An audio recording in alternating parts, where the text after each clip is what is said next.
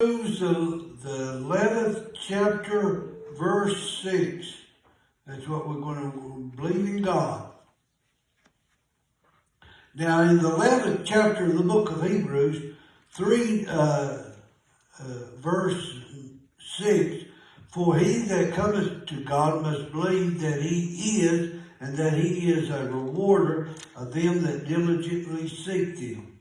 The denial of the existence of God is ever worse today. It is rampant, blatant on every side. The materialistic avows that there is no need for God in this modern world. There's no need for it. You can look and see that. They state bluntly, he says that if you have a dozer, you don't need a faith to move a mountain. A dozer did that. If you have antibodies shot, you don't need prayer. If you have positive thinking, you don't need salvation anymore. And if you have a book or a manual on science, you don't need a Bible. And if you have a Edison or an Einstein, you don't need Jesus Christ anymore. And even the theologians repeat that same thing. He's the one that announced in the world that God is dead. And it's coming right from your schools, your divinity schools. It's coming from right out of the pulpits that God is dead. And you see that over and over.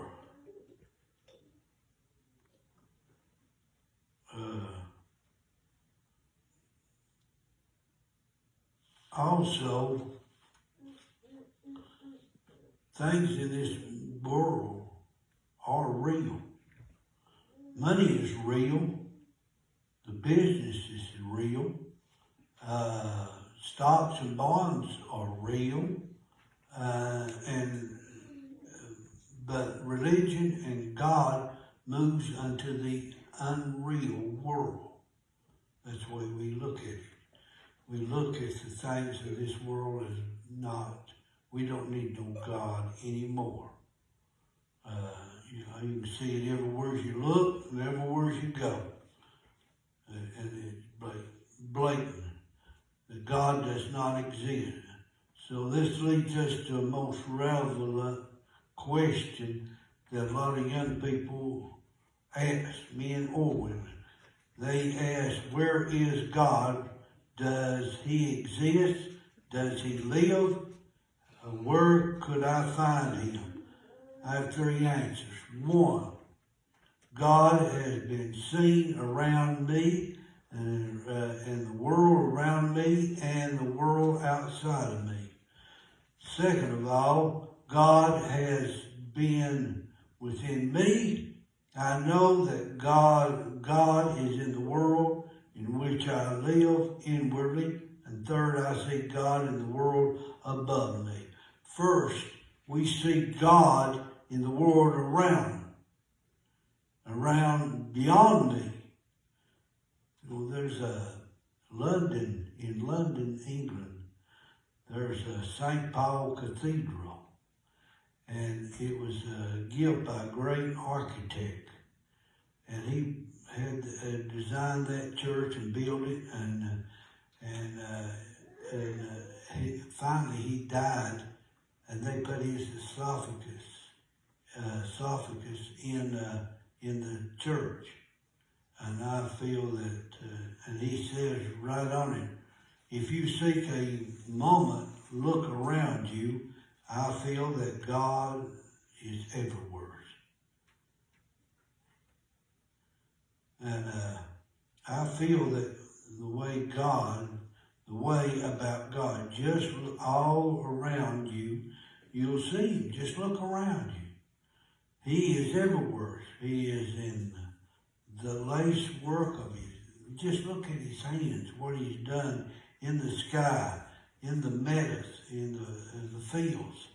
Look what he's done in the rainbow. I remember we went down, we was in Corbin one day. And I believe we come back and I believe we seen at least 4 rainbows right through there. And I took pictures of them. I said, I've never seen that many rainbows in all my born days. That many rainbows. And so, what you see, a lot of times people say that, oh, that's just an accident, a course of atoms doing. It has no meaning, it can do no words, create itself. Everything that you look upon is just accident. The text, that's beyond belief. What is reasonable? A man even accepts it. That everything is an accident. There is a scientific word that is used that's called etrolling. I believe that's how you pronounce it. Anyway, what it does is everything works perfect. And if it don't work, it starts falling apart. Sort of like a car. If you have a car and it starts, and it's out of tune, don't think it's going to, after a little time, it's going to tune itself right back in. You better take it to a mechanic. If you don't, you're going to have a mess. Is that right, Buck?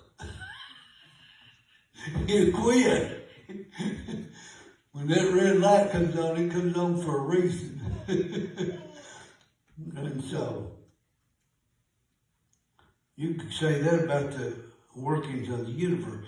Did you know that the people that went to the moon calculated everything to write to the precise thing to get there?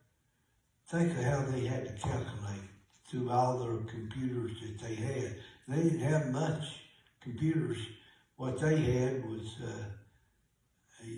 your telephone has more stuff on it than what they had, but they calculated everything. And see, the moon and everything and the earth has been going around for millions of years. And they can still calculate all those things because it's in constant orbit around the sun. The earth is in the same place, same time. You can always see that. And so, the law says that if anything went wrong, that it would, imagine over time, what would this world look like if things didn't go right? If the moon didn't orbit the sun, or the moon didn't orbit the earth correctly, where you could see it and know what was going on, what a mess you'd be in. Look at the asteroids. Look at all them. They don't dodge us for no reason at all. There's a reason. And so,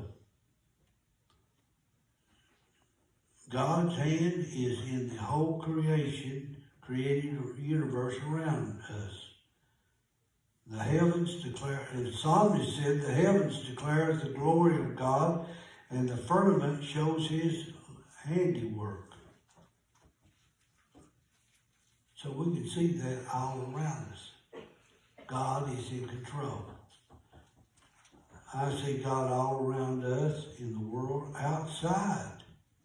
I see that in the moral universe. What I am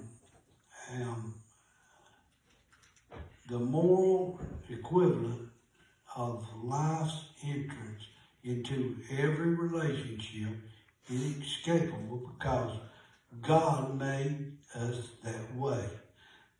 That is God in us that does that. And even in the nomenclature we cannot escape the moral equivalent. So, for example, there was a woman once called down here at the bank and said, I want to do something about my security. And the guy didn't know who it was. He said, well, what denomination is your security in? Are you interested in conversion or redemption?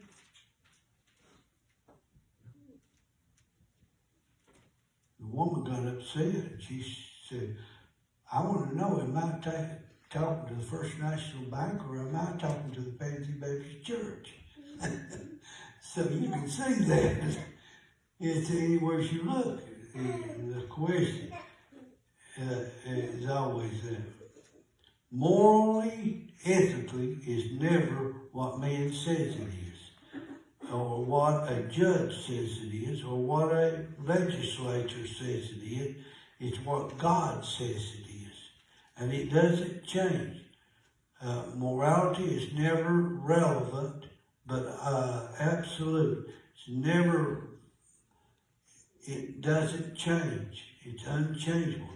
There is no such thing as modern situation ethics. You know, that's what our children comes to us all the time and says, well, everybody else is doing it. No, God says it's wrong, and that makes it wrong.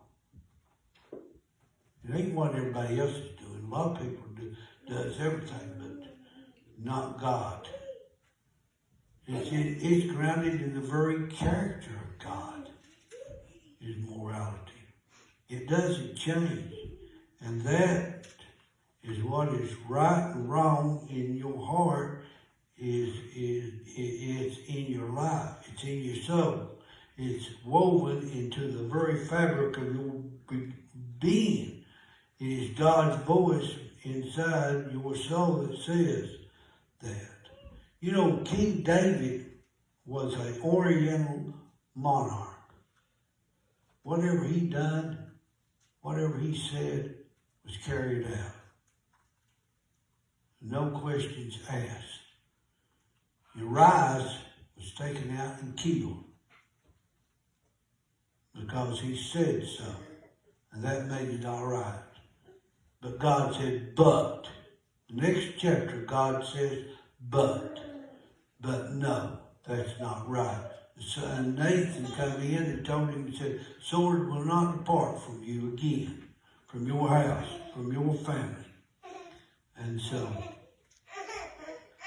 remember Samson? He was taken by the Philistines and made sport because of them.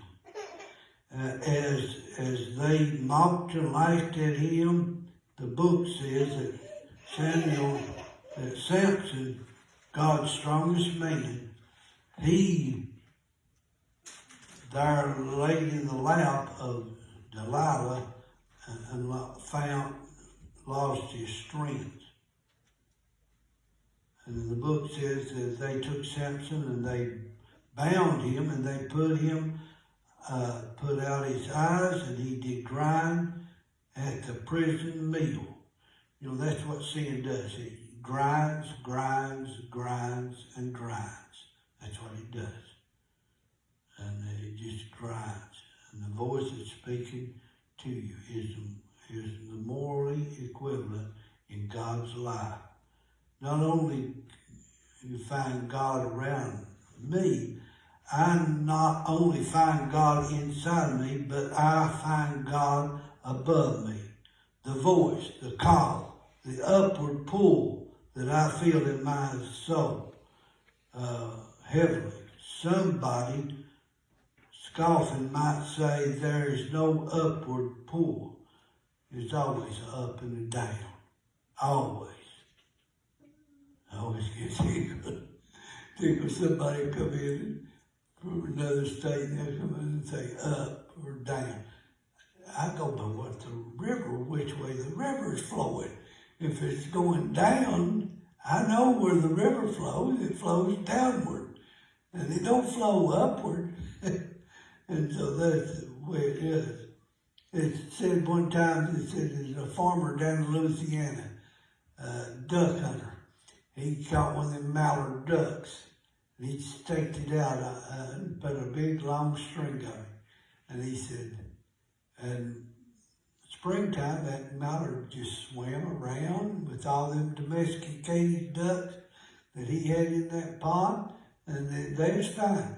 But said, one day there's a whole flock of mallards flew over, and they called that one mallard duck out there in the water. He started to fly upward, but he couldn't.